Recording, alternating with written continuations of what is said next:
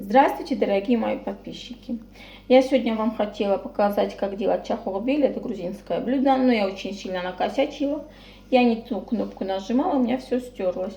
Но я вам сейчас готовый результат уже покажу и на словах объясню, как это все делать. Значит, если у вас домашняя курица, еще лучше. Вот это у нас вот чахохбили.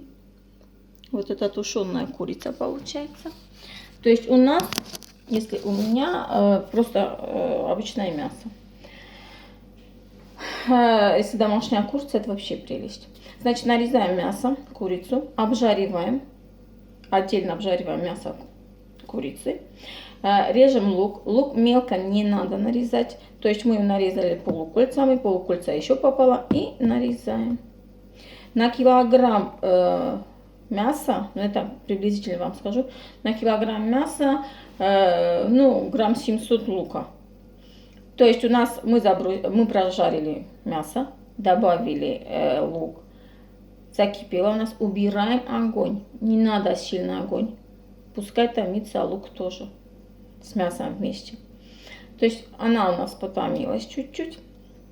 Пропускаем на терке или пропускаем через мясорубку или на терке помидоры.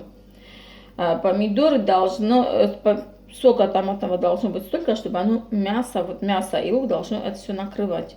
Я на зиму делаю уже готово, у меня готовое уже в банках бывает. То есть я летом делаю, пропускаю через крупную мясорубку помидоры, зелень нарезаю. И если кому-то все интересно, напишите, я вам рецепт дам.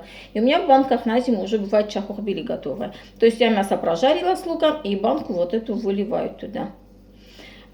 Здесь вот на это у меня сколько здесь было? Здесь у меня было килограмм мяса.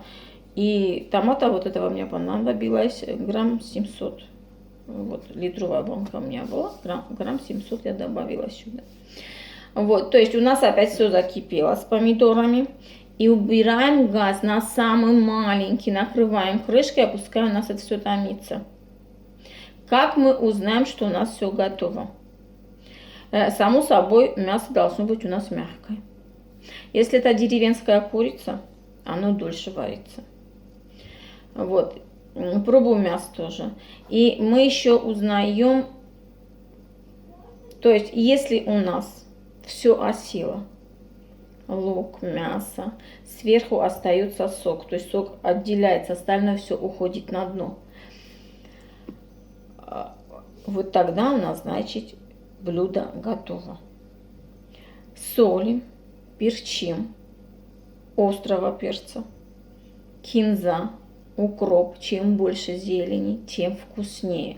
Значит, вот допустим, на килограмм мяса можно взять 2 больших пучка зелени. Из зелени еще минут 5 потомить, и все, и выключаем. Очень вкусное блюдо чахохбили. Приготовьте, вам очень понравится. Подписывайтесь на мой канал, лайкайте. Заходите ко мне на страницу в Инстаграм, там я тоже доброго десерта, там у меня торты. Вот. Ну и до следующего раза. До свидания.